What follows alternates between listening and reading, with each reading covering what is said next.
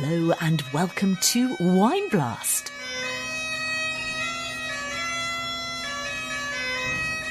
I'm Susie Barry and I'm here as ever with my husband and fellow master of wine, Peter Richards.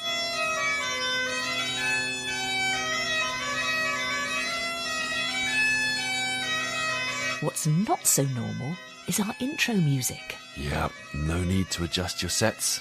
As they used to say in the olden days, I might need to actually adjust my voice, which is seriously hoarse. A little bit gravelly bit today. chesty. I do apologise. It's absolutely fine. I will get there. But anyway, that is the unmistakable lament of the bagpipes. But no, there has been no wine revolution just yet in Scotland or Ireland. I recorded these pipes on the ancient streets of Santiago de Compostela in Galicia while visiting the magical, mysterious, munificent world of Rías Baixas. So we're both very excited because this episode is the first in a cracking two-parter on Rías Baixas, an intriguing wine region in the northwest of Spain, which isn't perhaps as well known as it deserves, having been pretty remote and poor and overlooked for much of its recent history. But since the 1980s, it's undergone a strikingly successful metamorphosis, particularly on the wine front, most notably with the Albariño grape and its signature style of invigorating, refreshing white. Galicia is a land rich in history and myth. It used to be perhaps best known for the famous Camino de Santiago pilgrimage, whose ultimate destination is Santiago de Compostela. But it was also renowned for its brave seafarers on the Costa da Morte, or Coast of Death. It's quite an evocative name, isn't it? I'm not sure I'd fish there. It was also known for its sort of sullen skies, its brooding atmosphere, and even for its terrifying witches. So we're going to be coming back to that. Nowadays, though, one of its main USPs, of course, is its wine, having grown its vineyard from a tiny 237 hectares in 1987 to 4,480 hectares today. So we wanted to embark on a proper podcast adventure to find out what's really going on in Rías Baixas. Here's a brief taster of what's coming up. Rías Baixas is a magic place if you compare with other regions in Europe or in other parts of the world. I think it's a special place. All that complexity that we have in the land is in the bottle too. If we can preserve these old vineyards, we have a future. Winemakers Isabel Salgado of Fiaboa, Luisa Freire of Santiago Ruiz, and Lúcia Barbosa of Galegas there. Now we'll be hearing more from them, as well as many other fascinating people, helping tell us the story of Rías Baixas and its wines over the course of these two episodes. We'll also be tasting and recommending some amazing wines as we go. Yeah, we should say thank you at this stage to the DO Rías Baixas for sponsoring this mini-series and enabling us to spend proper time focusing on this fascinating region. As ever, sponsorship ensures airtime, but by no means uncritical appraisal. So we will be speaking our mind as usual. And there's a lot of stuff to get stuck into, isn't there? There is indeed. So let's get started. So the plan is to set the scene in this episode, get a feel for the place, meet some of our key personalities, sample the food. Yeah, there's definitely some comedy to come on the food front. I can promise you that. And of course, we're going to get stuck into the wine, something we'll explore in more depth in part 2, where we're going to focus particularly on the whites and the emblematic local grape, as we've said, Albariño. Yeah, now we should add that we've both been lucky enough to get to know this region, haven't we? Yeah. Beyond tasting a lot over the years, which we've done, you covered Rías Baixas in your book, Discovering Wine Country Northern Spain, didn't you? A little while ago now. Spent a decent time there. And I visited a couple of times as well, most recently in April, to research this podcast miniseries. Selfless dedication, isn't it, as ever? Just. And you came back with lots of little sound effects, didn't you? Little sound effects? Well, hang on, me playing around with my little toys, with my little friends. Is that where we're going with this? I think you did. Absolutely, I come bearing sounds. I'd be disappointed if I didn't. Anyway, how about, I've got a few to test out on you. How about a bit of rain?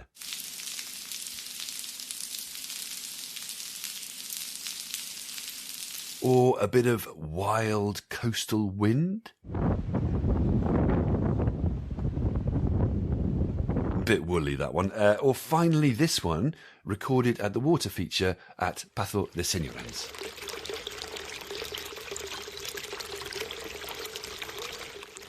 I think I prefer the last one. A bit more gentle and relaxing. I think wind and rain just makes me feel a bit stressed. They really do. I think they bring you in a rash, don't they? They do. You're makes me feel allergic cold to I thinking know about it them. does. It does make you feel cold. Anyway, thank you for indulging my little sound effects. Your little they sound make me effects. happy, so thank you. I think the point I'm trying to make, in an effort to sort of set the scene, is that Rías Baixas is, in one respect, a land of water. The appellation of Rías Baixas is dotted around various parts of coastal Galician territory in northwest Spain. So it's not one contiguous whole, if you see what I mean. It's not all stuck together. But arguably, what unites it is water, principally in the form of the Atlantic Ocean, which has a significant influence on the climate, often bringing wind and rain and fog and cloud. Just as importantly, though, it moderates the climate, so it's not nearly as harsh or as hot as inland or southern Spain. You're right. I mean, it does seem to rain quite a lot in Rías Baixas, doesn't it? Really does. I mean, even the name Rías Baixas, it sort of almost sounds like running water, doesn't it? It's very legit, isn't it? And following the same theme, you've got the many rivers in the region, including the major Minho River, which forms the border with Portugal in the south of the region, and of course the Rías themselves, which are like a series of narrow inlets that run up the Atlantic coast, giving the coast a sort of kind of serrated appearance on the map. And in the Rías, you get these big tides mixing fresh river water with salty seawater, creating this amazing environment, which is very rich in nutrients for shellfish and other marine life. Which is why fishing and seafood has historically been such a big industry in the area, yeah.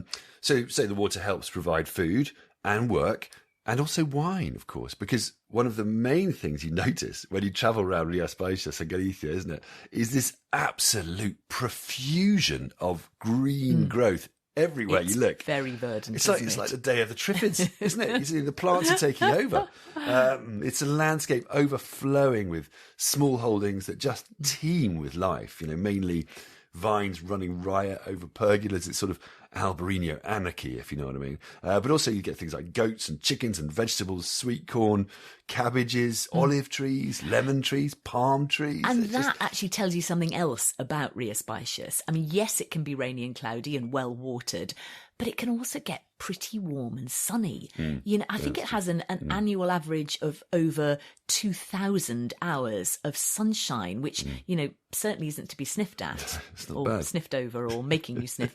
And I think climate change is actually making things ever warmer too. So it's a mistake to think this is cold climate viticulture. You can ripen lemons and oranges and olives here. One winemaker described the local conditions as, and I quote, a Mediterranean climate with high pluviometry, which is my new favourite word. Pluviometry. I had to confess, I had to go and look it up. But it almost makes rain sound nice, doesn't it? Sound proper. Anyway, that is quite funny. But, actually, when I was there, people were talking about irrigation, which gives you an idea of, it can be raining, but actually they at certain times when it's hot, they need water. Yeah. And some vines had even died from water stress, particularly those on the sort of very sandy granitic soils, very poor soils. So that's interesting to bear in mind, isn't it? So it kind of puts things into perspective. Equally, while we're not talking cold climate viticulture, we are talking relatively cool climate viticulture, particularly compared to other wine regions in Spain, I suppose. Yeah. And that's reflected in the fresh styles of the wines. Isn't Absolutely. This is a land of fundamentally refreshing wines. Yeah. The kind of thing that's increasingly popular these days, which is music to our ears. Hallelujah. Isn't it? Totally. We are all about drinkability and refreshment value. And you can almost see that in the landscape there. Everything seems vivid. It's a really atmospheric place with its brooding, damp, sort of fertile fields, sort of dramatic hillsides and rugged coastline.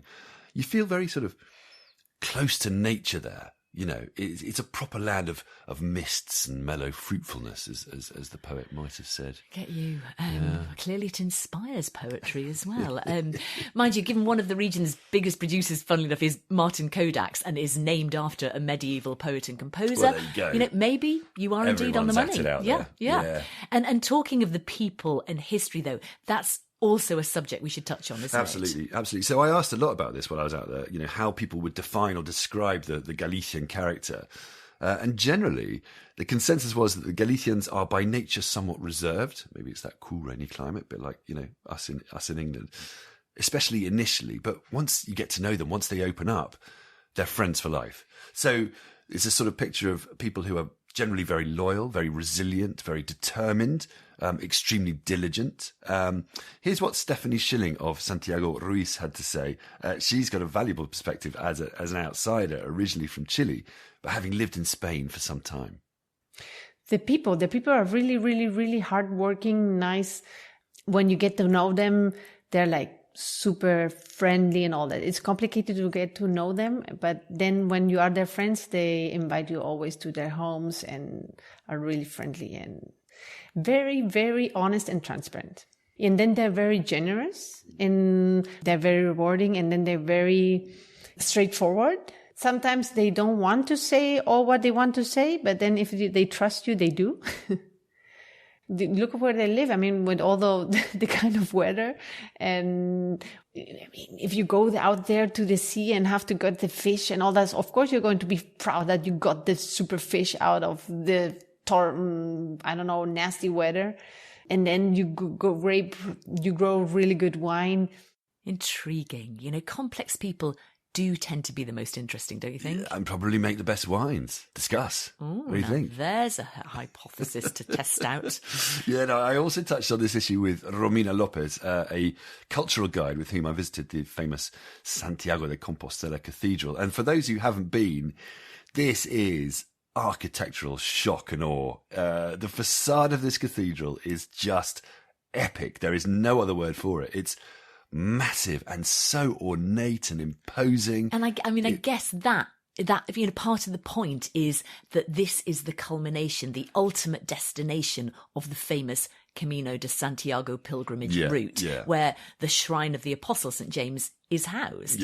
And since medieval times, people have made this pilgrimage over huge distances. So when they reach the end, they do expect a pretty big payoff, and it doesn't disappoint. It certainly doesn't, at least on the outside. Inside, I found it intriguing because, yes, you do get this remarkably ornate and Baroque centerpiece where the holy relics are enshrined, as you said, but then the rest of the interior is actually quite pared back and restrained and sort of Romanesque in style.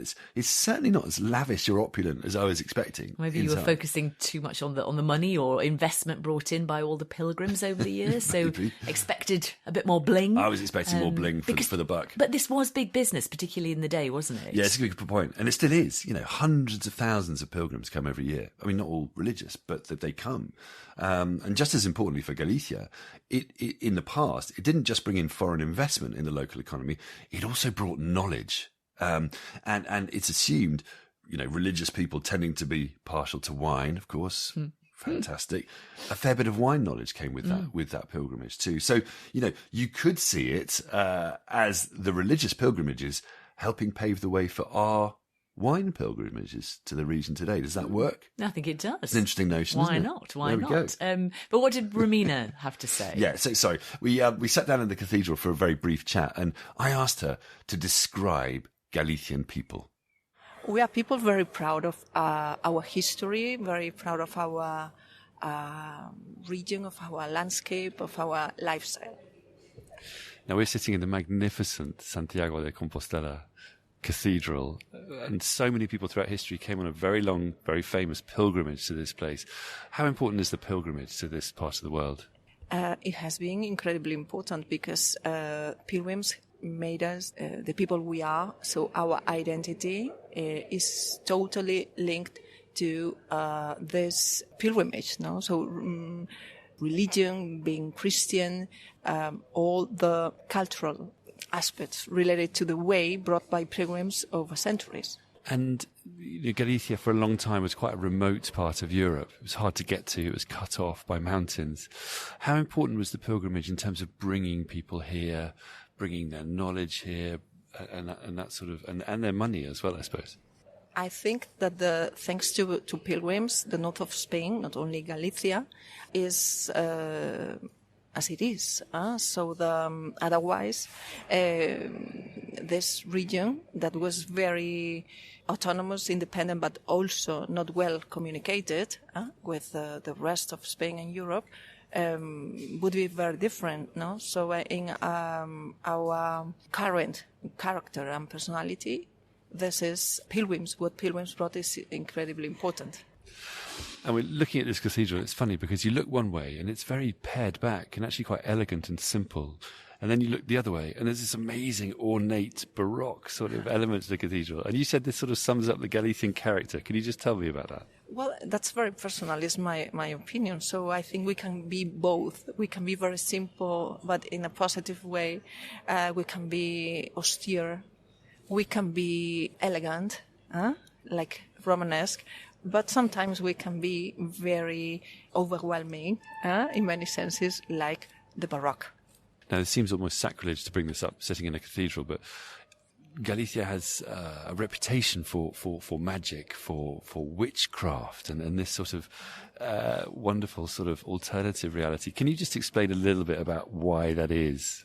Well, in my opinion, there were many mysteries about Galicia because due to the lack of connection, and probably this area became a little unknown for the rest of Spain and Europe, and that caused sometimes confusions, and this happened with the witches. So they were actually healers. And healers were not only in Galicia but in all Europe. So it was a sort of a case of a mistaken identity, or maybe just people filling in the gaps with their imagination about a region that wasn't very well known and misunderstanding things. It is nice to think that Galicia is a land full of witches because it's foggy, hilly, the Atlantic Ocean, and well, probably all this helps to create the myth of the Galician witches.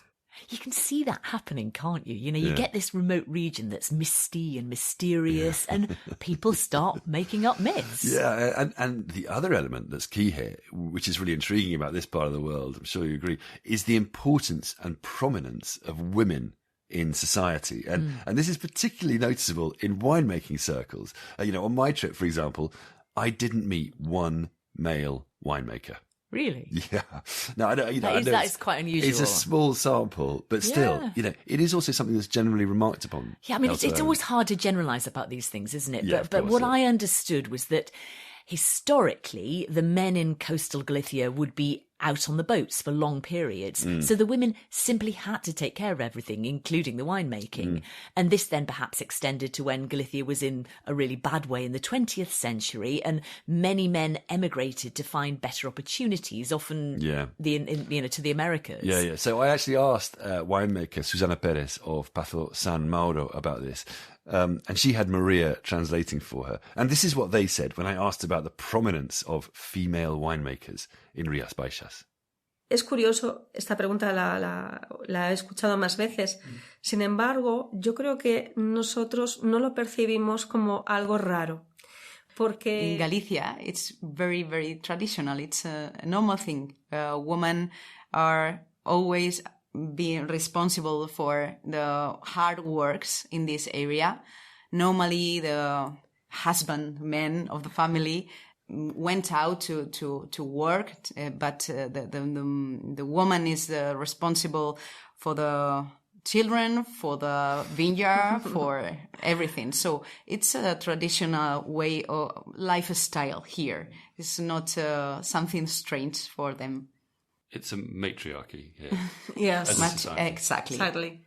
So I'm liking the Rías Baixas wine scene more and more. Yeah, I'm sure you are. I have to say, though, it did make me smile thinking about this witchcraft mythology, but then being taken round all these funky wineries with their delicious potions being brewed in all kinds of pots and cauldrons and amphora and concrete eggs and granite tanks and all the tools of the modern magician winemaker. Exactly. That is quite funny, isn't it? Yeah. So I think we should take a quick break there before we come back to talk about the food and wine.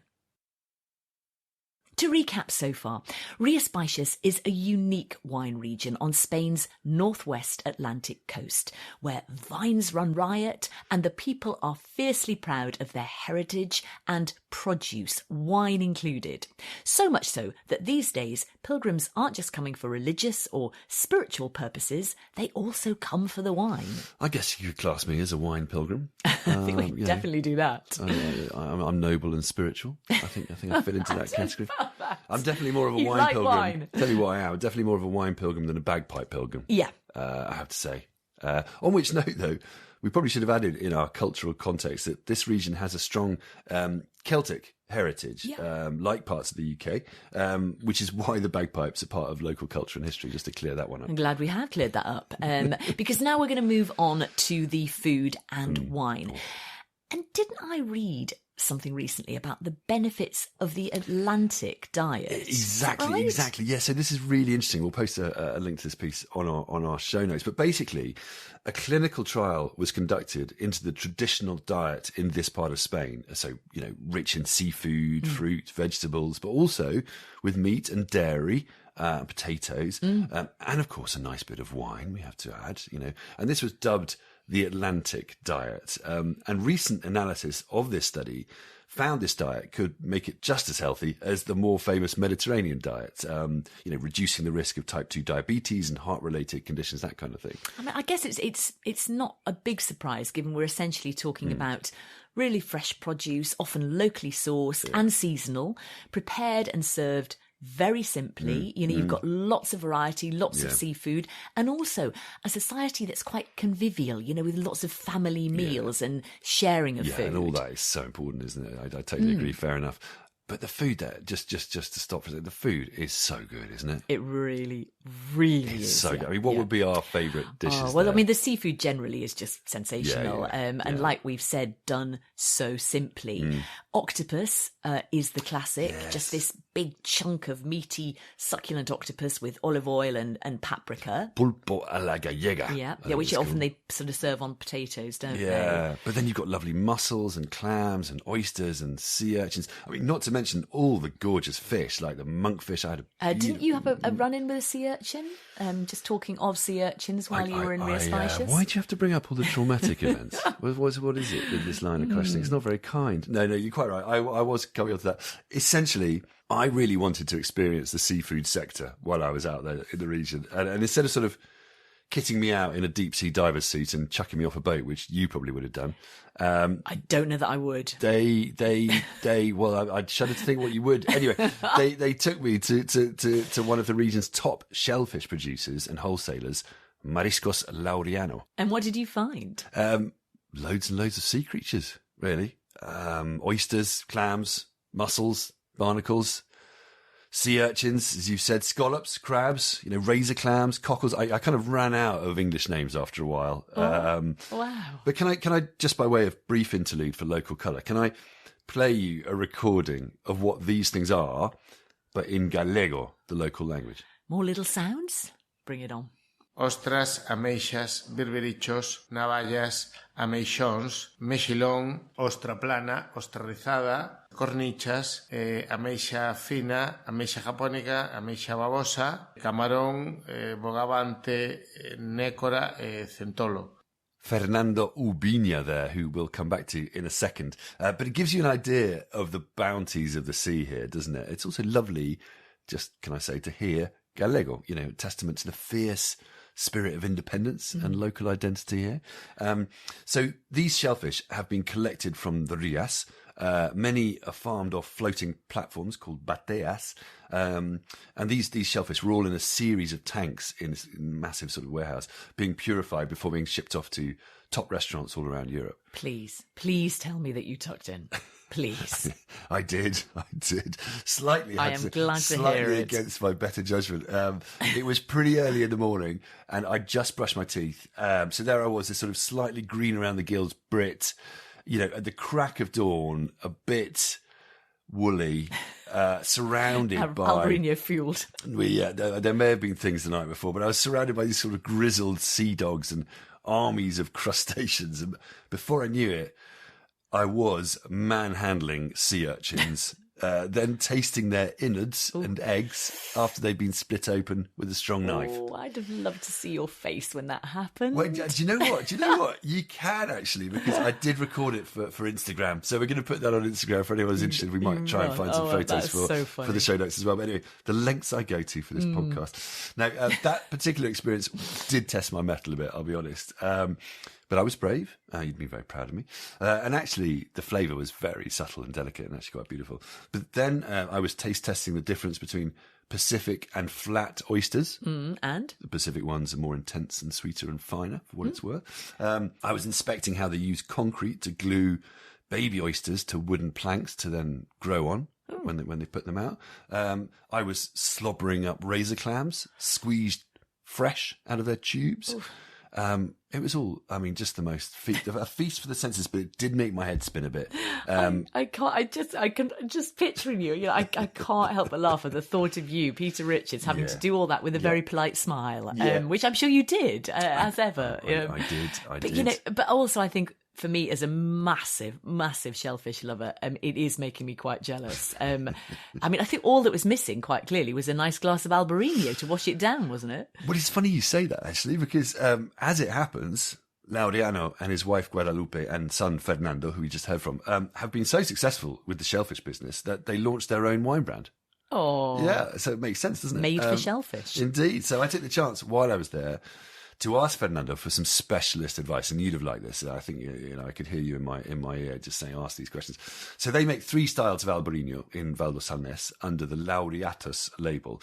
One is a fresh young style. Another is a bit more complex, having been aged on the lees, or it's called the lias. And the final one, called Dolium, is matured in oak, so the richest and creamiest style. I asked Fernando what shellfish he would choose to match each of these wines. He started with his choice for the fresh, young style of wine. Clams and oysters. Clams and oysters. Okay, then we come on to the lees-aged Albariño. What would you put with that? With, for example, a good plate is clams or crabs that's boiled and in green sauce. And for Laureatus Dolium, for example, is percebes. Barnacles. Barnacles. Is that right? Barnacles? Yes. Percebes. So for the oak-aged wine, you're going barnacles. Yes. The barnacles have a very intense. Is more that meat. That beef. That shellfish and have a strong. Or for example, other thing is for the grilled lobsters. For the Dolium is perfect for. But how are you serving that lobster? With a sauce? No, for me the lobster is very easy. It's a good grill, a good olive oil only, and don't need more. No sauce, have a lot of sauce, of course, but if the good quality, the Galician lobster is the blue. It's different than my respect with Canadian American. That is orange, but the blue here of Galician, the blue lobster is on grill, is fantastic. It's amazing.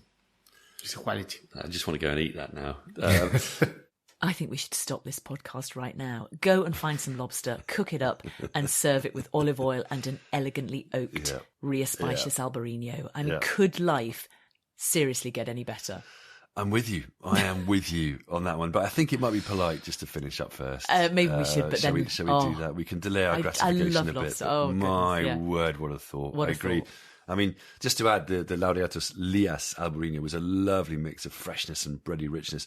And it worked really well as a palate cleanser after a truckload of oysters that I'd necked. So it is true though that a lot of Rías Baixas whites, particularly the Albariños from Val d'Salnes, do have a lovely salty, saline, almost briny hint on the finish, don't they? And which not only makes a nice counterpoint to the other flavours in the wine, and whether that's fresh fruit or bready richness from lees or more toasty creaminess from oak, but it also means they work beautifully with fish and shellfish. Spot on. It's a marriage made in heaven. One of the all-time classics in the wine and food matching pantheon, isn't it? Rías Baixas Albariño with fresh shellfish. Mind you, before we move on from the topic of food, there is one cautionary tale I did just want to drop in. Go on. Lampreys. Beware lampreys, sometimes called lamprey eels.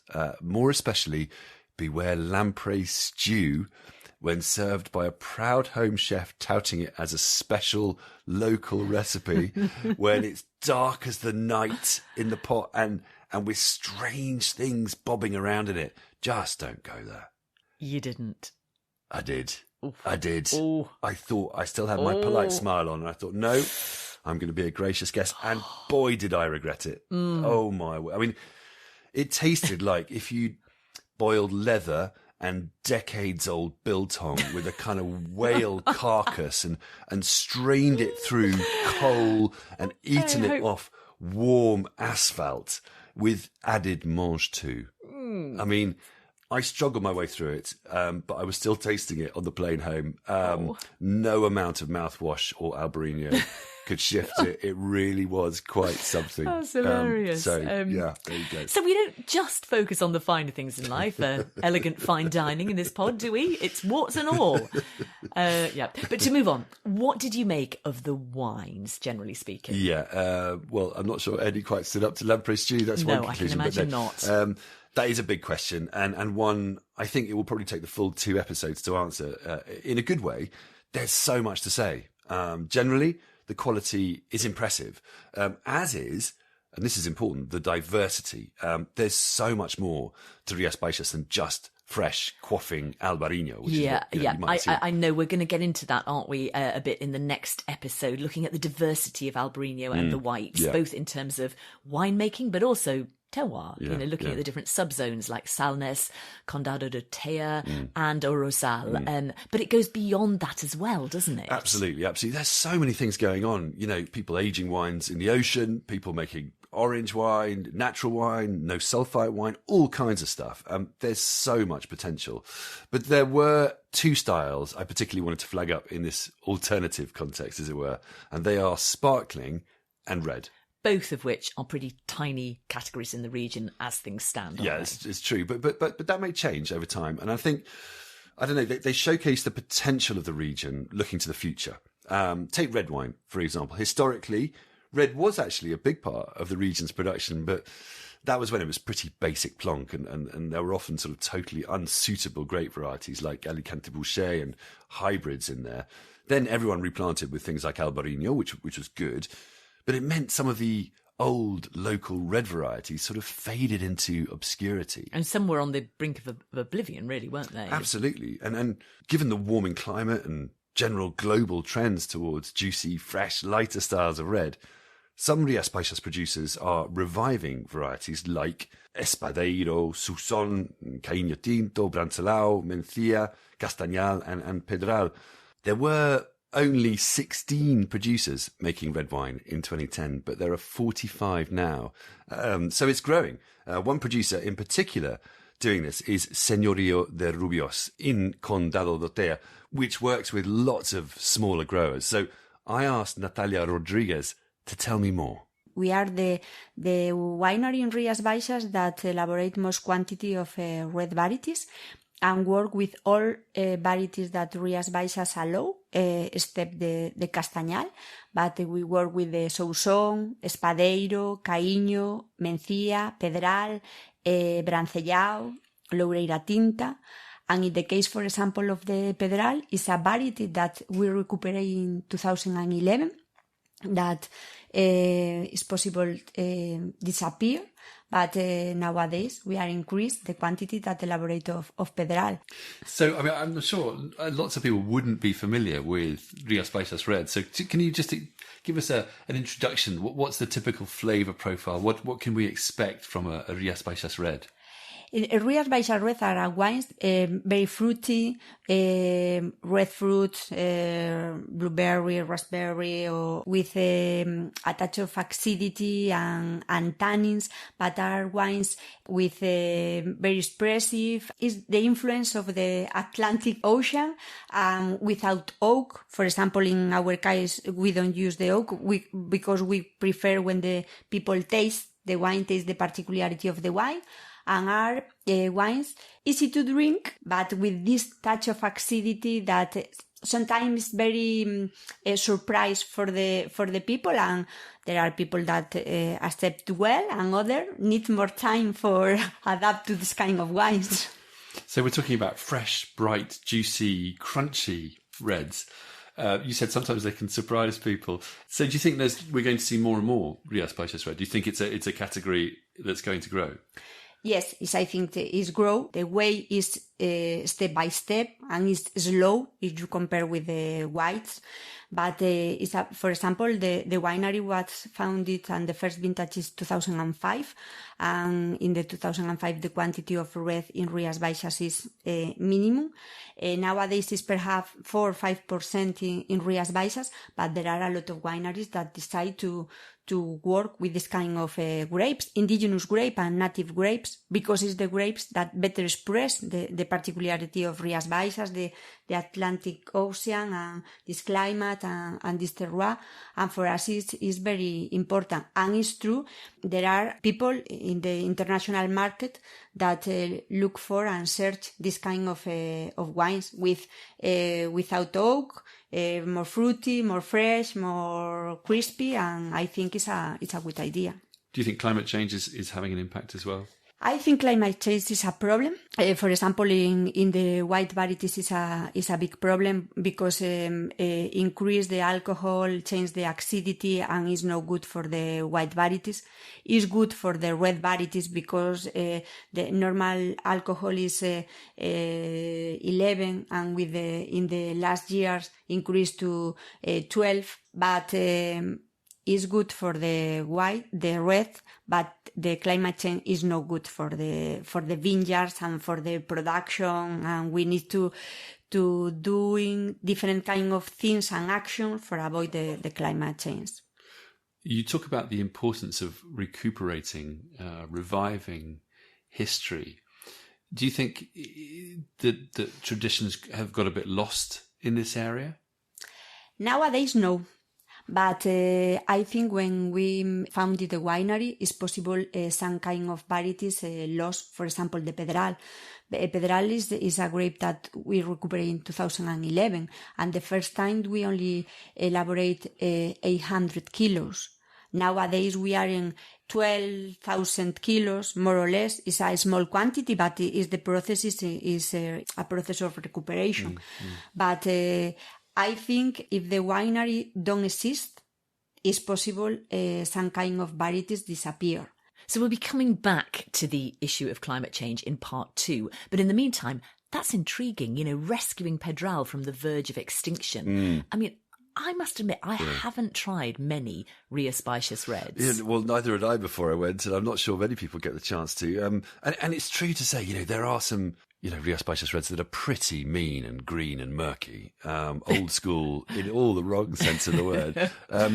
But there are some really good ones now too. I like the Señorío de Rubiós Espadeiro, which was sort of full of graphite and meaty and grippy, maybe a bit rustic, but those sort of flavours.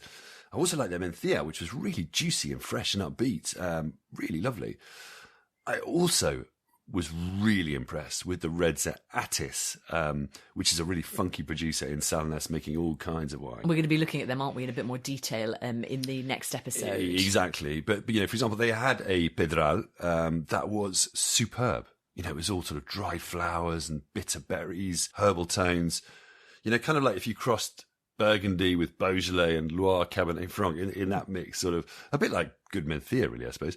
And it was only 12% alcohol, again, lighter, gastronomic. So a really good one to rescue. But also then Atis's Caíño Tinto was superb. And their Espadeiro was just heavenly, really juicy, bittersweet, food friendly, amazing. So these reds really do have potential.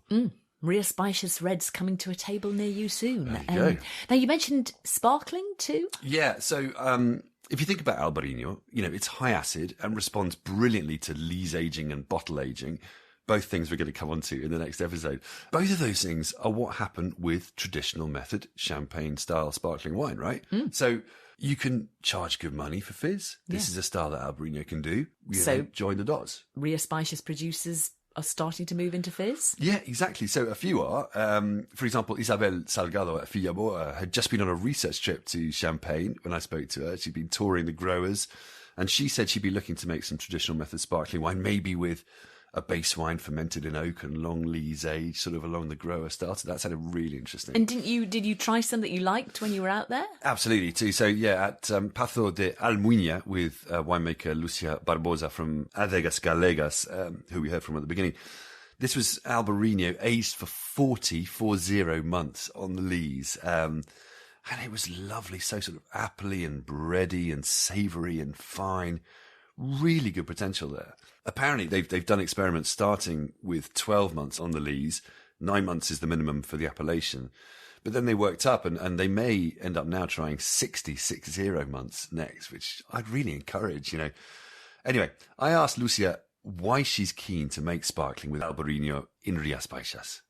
In the world, which is the best wine product that most people want to pay and think, wow, when we make a party, which is the wine that we pick to celebrate? Is champagne, no? So we have here a spectacular grape that is Albariño. So everybody recognize that is a grape that have a lot of potential to age for many years. So why we don't try to do this kind of product with this amazing grape that is from here? And you're doing this long lees aging, so the sort of traditional method, the champagne method, as it were, but you're sort of, as far as I understand, you're giving it more and more age on the lees. Why are you doing that? So it's like a challenge, no? We can do this in a good way. We are now able to do this because we are doing for several years, and now it's like a challenge. How we can put Albariño in the world-class fine wines in the world, showing like the good wines, white wines have the world, no? I suppose Chardonnay, makes great still wines, great oaked wines, great unoaked wines, and great sparkling wines as well. Exactly. Is that the idea? It's like a challenge. Chardonnay do that. Now, what is the next big white grape? I don't know. Maybe we can have something to say about it with Albariño. Maybe. So if Chardonnay can do it, anything Chardonnay can do, Albariño can do too. It's not like that, but we need to try. No? If you don't try, you don't know. And I agree. It could work really well. Do you think so? I mean, I think it could be something that's pretty special. It really could, yeah. Who knows? Let's see. Okay. Anyway, we need to wrap up. But just before we do, you've managed to recommend some wines. And so now I wanted to recommend a couple we tried at home. Fair enough. Go for it. Okay, so first up is actually a wine made by Lúcia at Galegas, and it's the Vegadares Branco de Brancos 2021. It's new to the market, and it's a blend, mainly Albariño, but with bits of Trechadura, Loureiro, Caíño Blanco. The Albariño was fermented in large wooden foudre, and it's pitch perfect. Rías Baixas white, isn't it? You smell that. It's gorgeous. You've got lovely, fresh, peachy, lemony fruit, and then that yeasty, honeyed complexity. And in your mouth, really layered, a lovely kind of chalky texture, seriously stylish stuff, and age-worthy too. This is actually, it's a bit young, the 2021. Yeah, I agree. I mean, I tried this against the 2020 while I was there with them. Both were excellent, but these wines, you can just see that they will improve with age in the bottle, and they absolutely do. Yeah. I love that really discreet touch of oak here, and the lees work as well. It's just beautiful, Rías Baixas. It's very elegant, very balanced, isn't it? And then one other to recommend, in a slightly, I would say, contrasting style, is the Adegas Galegas da Vila M100 2018. Now, this is also a blend, Loureiro, Caíño Blanco and Albariño, also aged in large wooden foudre, but then part of the blend is aged in smaller Hungarian and French oak barrels too. And then, of course, you've got bottle age. I think this is 6 years old now. So you get this really complex, evolved character, typical of these wines when they age. But here you've got notes of clotted cream and freshly baked pastries. However, it is balanced by that lovely red apple freshness and just a salty hint. Faint salty hint on the finish. It's just lovely. It's so nice when these wines are given some bottle age, isn't it? Yeah, no, it really is. They really They come out of themselves. Yeah. They become so much more rounded and complex and intriguing. So, you get the inherent freshness and fruit, but you also get these extra layers of flavour and generous texture. That's something we're going to be coming back to in our next episode, the topic of aging. Yeah, lots of ground still to cover. Important. Lots of debate to be had. Lots of wine to be drunk, including an absolute gem from the 2003 vintage. So a venerable Rías Baixas white that is over 20 years old. Yeah. Do not miss it. Wow. In the meantime, we need to do a quick recap on this episode. Over to you.